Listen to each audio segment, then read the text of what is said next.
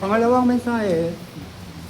At tumawag na po tayo sa ikalawang pamahayagan mula sa Espiritu Santo sa panalangin papuri mula sa Espiritu Santo ni Inang Narna.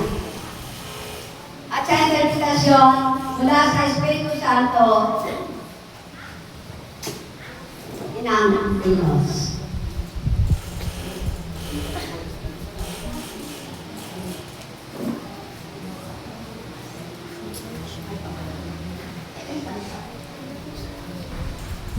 Sa pangatlo, si Lola, pangatlo.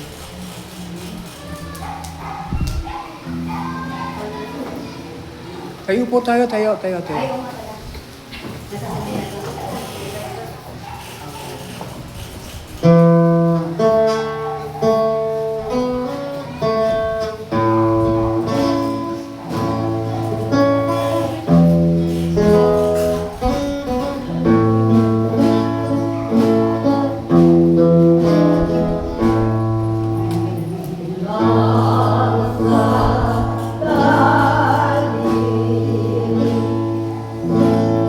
God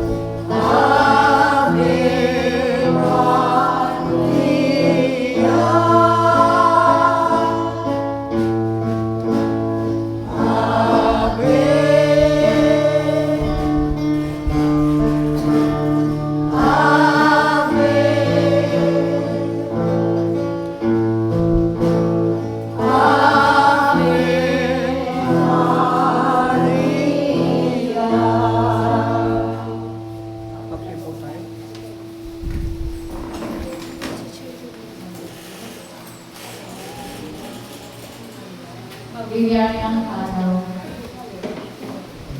sa inyong lahat na narito sa hapon.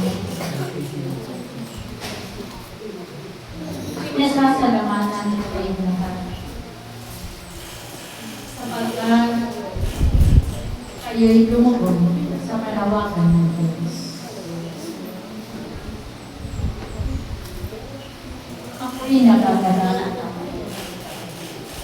sa mga kabataan na narito sapagkat sila'y tumugon sa kalawakan ng Diyos. Nais ko na kayo ay katublihan, aking mga anak. Mahalin ninyo ang inyong mga magulang.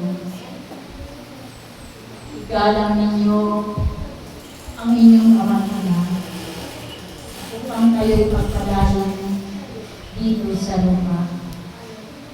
Sapagkat ito ay nasa banal ng sulatan. Ito ay magaganap sa inyong mga buhay.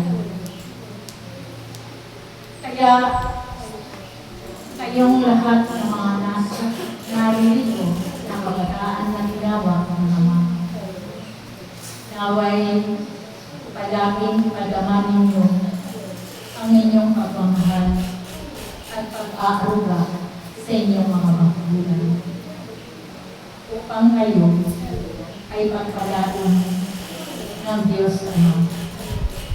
Pinasasalamatan na kayo sapagkat kayo'y narito at nakikinig ng salita ng Diyos.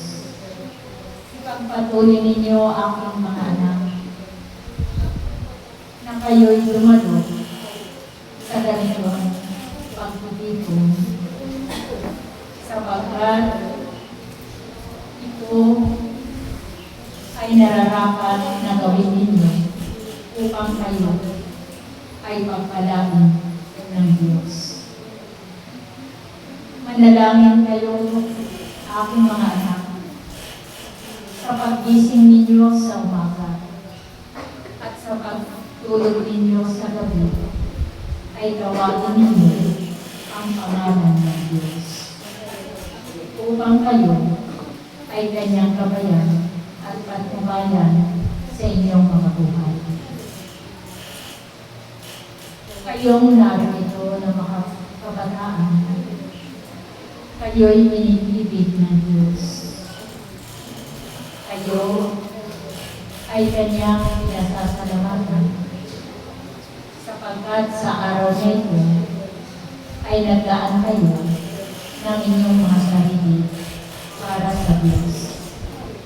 Kaya tandaan ninyo ang mga anak.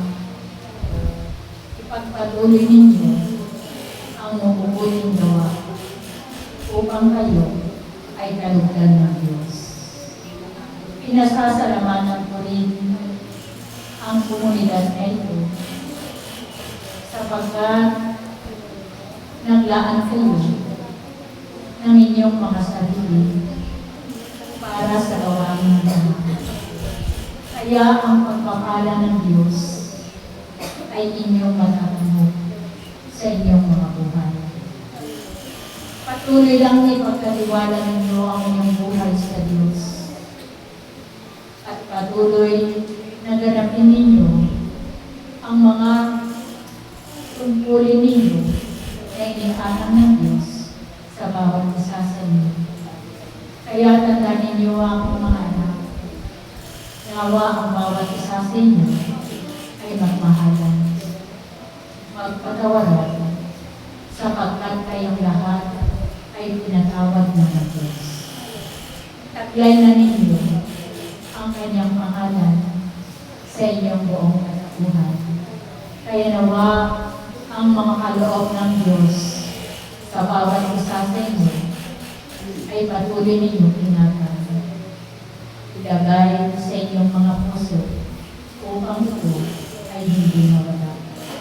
Kaya aking mga anak na narito, salamat sa inyong pagtataga sa gawain ng Diyos. Kayong lahat na narito ay pinasasalamatan ko sapagkat ang gawain ng Ama ay palagi ninyong ginagawa. Taglayan ninyo ang lahat upang kayong lahat na narito ay patuloy na pagpalain ng Diyos. Nawa ang bawat isa na narito, kayo'y magkaisa, magmahalan, at patuloy na tawagin ng Diyos sa lahat ng oras. Salamat sa inyong lahat, higit sa komunidad na ito, na patuloy na pinaglalaanan ang gawain ng Diyos. Kaya tandaan ninyo, kayong lahat na tinawag ng Diyos, kayong lahat ay makakatanggap ng pagpapala na nagmumula sa Diyos. Naway pagkatiyan kayo ng Diyos. Manatili kayong umiibig sa Kanya upang makamit ninyo ang buhay na walang hanggan. Salamat sa inyong lahat. At sa araw na ito, kayong lahat ay nagtagumpay sa gawain ng Diyos. Salamat sa inyong lahat.